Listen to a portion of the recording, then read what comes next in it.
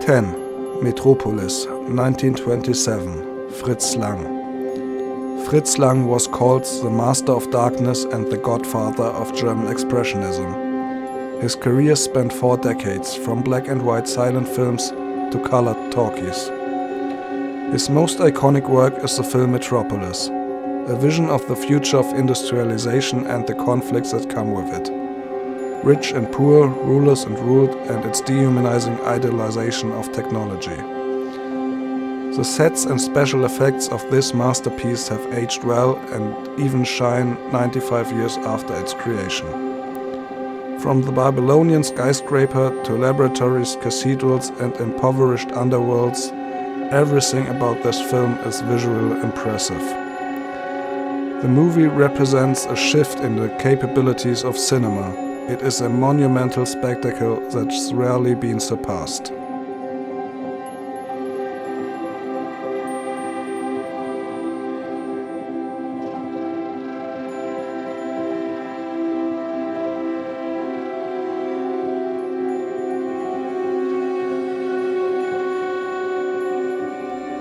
Nine.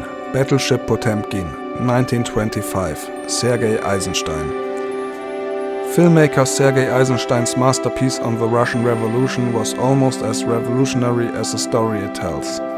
With a lot of empathy, Eisenstein tells of the suffering of the lower classes, soldiers and sailors in Tsarist Russia and their desperate struggle for a fairer world. The famous scene on the stairs of Odessa is one of the most copied scenes in film history, and made it almost unchanged into films like Brian De Palma's The Untouchables.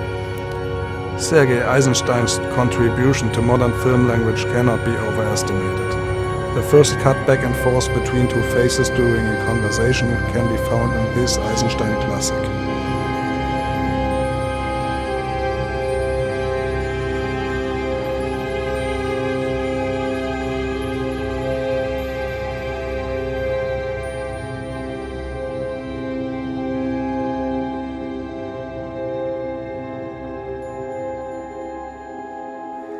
Eight. The Passion of Joan of Arc, 1928, Karl Theodor Dreyer. With his film The Passion of Joan of Arc, the Danish director Karl Theodor Dreyer created one of the greatest classics of French, if not to say world cinema. The film is based on the real protocol of the trial of Jeanne d'Arc by the English after her arrest. Rarely in film history have close-ups captured such contradicting emotions. It is widely regarded as a landmark of cinema. Dreyer's direction and theater actress Renée Falconetti's performance in her only appearance on film are often listed as two of the finest in cinema history.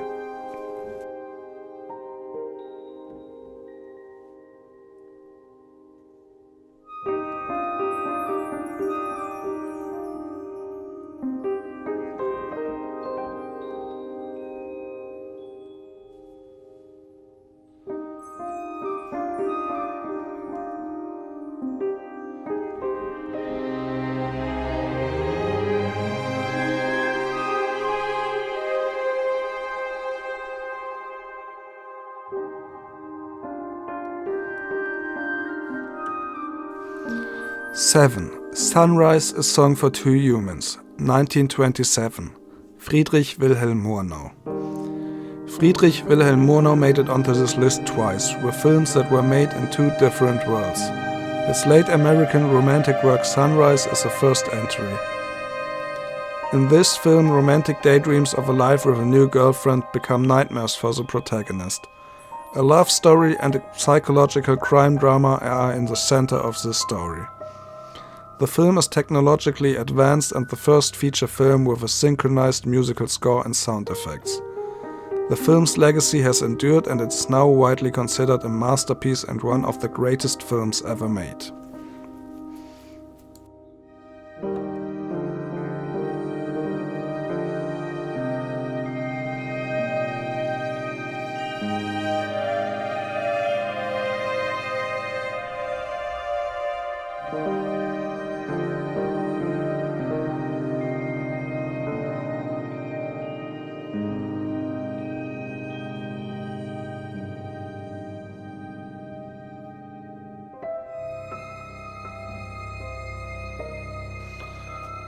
6. Nosferatu, 1922, Friedrich Wilhelm Murnau.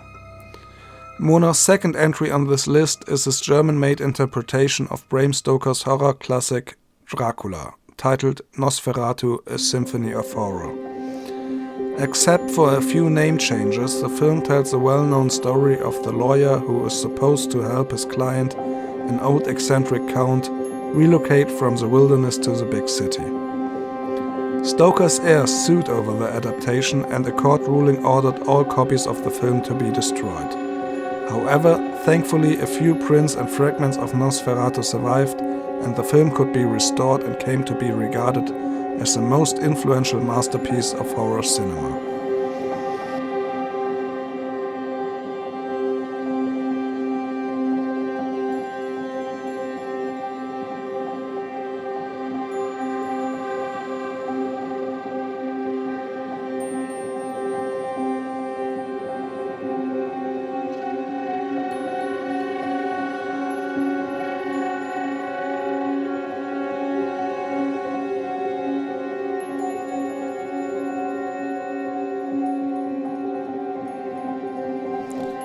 Five.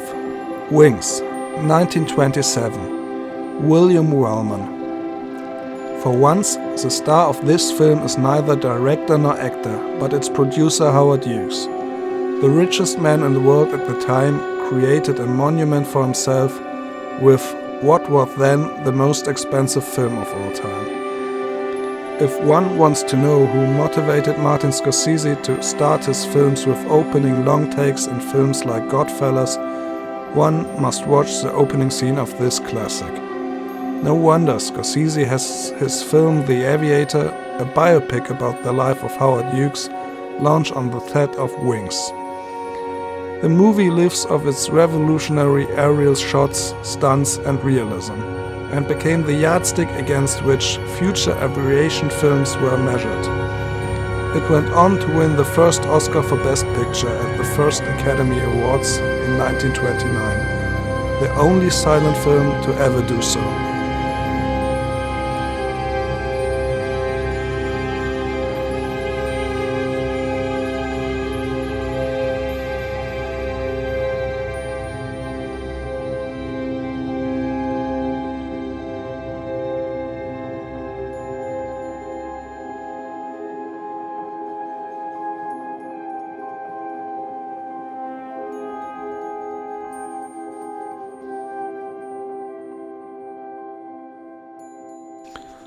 Four. J'accuse, 1919, Abel, Gance. After being poisoned by mustard gas during World War I, Abel Gance pioneered the art of the anti-war film. J'accuse was filmed in the real trenches of World War I in 1918, and for that deserves a place on this list. This film not only has the right message, it also has a quality that it takes to feel entertained, by juxtaposing a romantic drama with the horrors of World War I. The film's powerful depiction of wartime suffering made it an international success and confirmed Gance as one of Europe's most important directors. On Rotten Tomatoes, the film still has an approval rating of 100%, with an average rating of 7.4.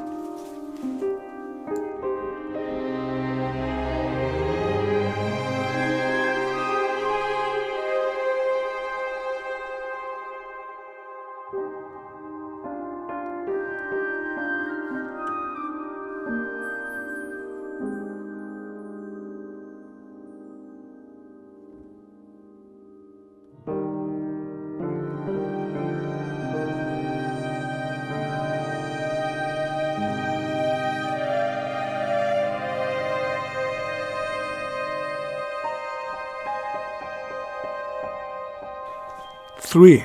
Safety Last, 1923, Harold Lloyd. Harold Lloyd is undeniably one of the creators of physical comedy on film.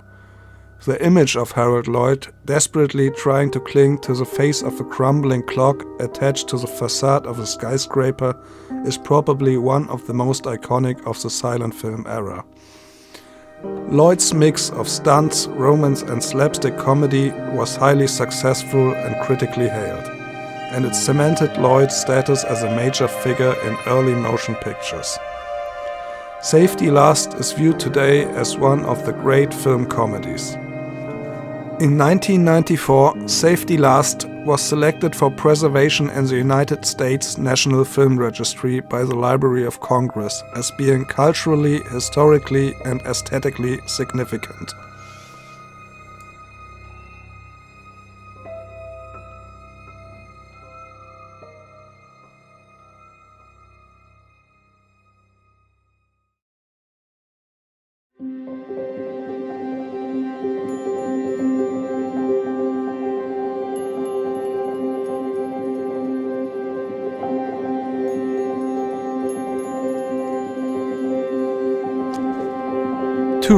The General, 1926, Buster Keaton. Even Tom Cruise's willingness to take risks looks laughable against Buster Keaton. Keaton's stunts, where he acrobatically clears the rail in front of a moving locomotive, is unimaginable by today's safety standards. Keaton masterfully combines the true story of a wild train chase during the American Civil War with slapstick comedy, stunts, explosions, and a love story. Even the most expensive scene in film history at the time couldn't hurt the bottom line of this masterpiece. Orson Welles, the director of Citizen Kane, called Buster Keaton's film The General the greatest comedy ever made, the greatest Civil War film ever made, and perhaps the greatest film ever made.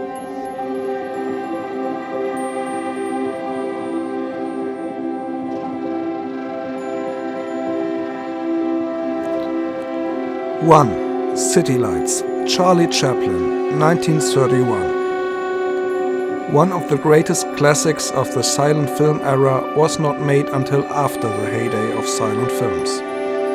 Charlie Chaplin's 1931 City Lights resisted the emerging fate of talkies. Despite being seen as an anachronism at its premiere, it held up better than most other films of its time. The love story between Charlie Chaplin's Little Tramp and the Flower Girl has led to some of the most famous film scenes of the century. Almost every scene in City Lights is reminiscent of a choreographed dance. Chaplin was even called the greatest ballet dancer who was never a ballet dancer by ballet icon Vasily Nijinsky, the best ballet dancer in the world at the time. The film's final scene, where the Flower Girl, after regaining her eyesight, realizes that the tramp is her secret benefactor, justifies the film's decision to be silent. Chaplin conveys conflicting emotions in this scene with its face better than anybody could have with words. Seldom has such a heartwarming love story had so much humor.